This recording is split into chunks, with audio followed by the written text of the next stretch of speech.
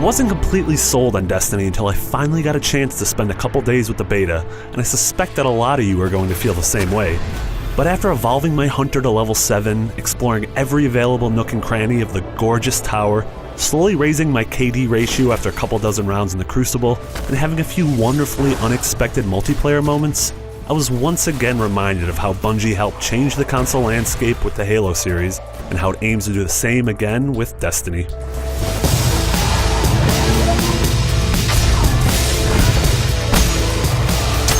The thing that really impressed me with Destiny's beta was just how many different types of play exist in this early slice of the game, and how thankful I am that we're let off the leash at such an early point in the adventure. I love being able to hop between 3-person strike missions, leisurely strolls through the tower, and raucous deathmatch rounds in the Crucible at my leisure. You captured Zone B. Destiny also managed to dangle that elusive just one more round carrot in front of my face with aplomb. I was always so close to my next milestone, whether it was leveling up my character and unlocking a new ability, discovering a new rifle with slightly better stats than my old faithful, yeah, that's good, or feeling like I could do better in the Crucible if I played just one more round. Speaking of Crucible, while I really dug a majority of my time with the PvP maps available in the beta, I was a bit worried about how imbalanced matches seemed to get once vehicles were included. First Light, a larger map set on the surface of the moon, is the only one of the opening set that houses vehicles, and their presence changed the flow of play in a way I wasn't a huge fan of. Tanks felt overpowered partially because of their ability to tear you to shreds, but mostly because of how they left you without a whole lot of options. Without the ability to mount an opposing tank and rid it of its occupants, it felt like far too much importance was placed on hoarding vehicles and not enough on sheer shooter skills. Obviously, this could all change with a few pre-launch tweaks under the hood, but given how balanced and revolutionary the vehicle play in Halo was, I was expecting a little bit more from Destiny's mounts. Still, Control, Destiny's take on classic King of the Hill mode, is a blast, and I can't wait to check out what other modes Bungie has in store for us. Zone C, secure. Here's to hoping that a few of them eschew from the genre classics and really try something new.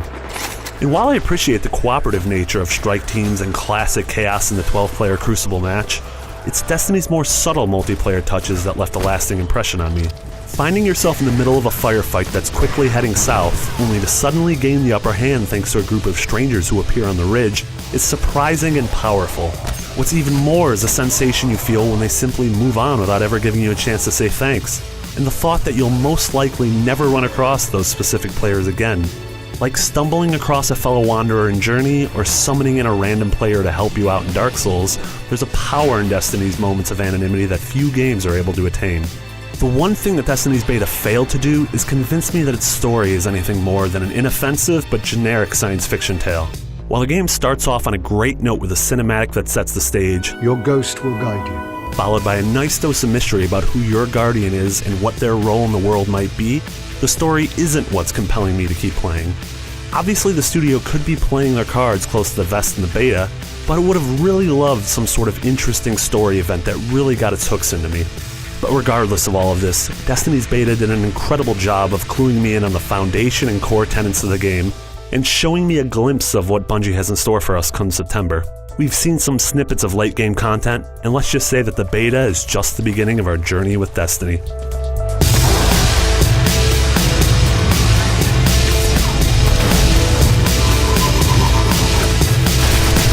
For more on our exclusive coverage of Destiny, follow IGN first at go.ign.com/destiny-IGN.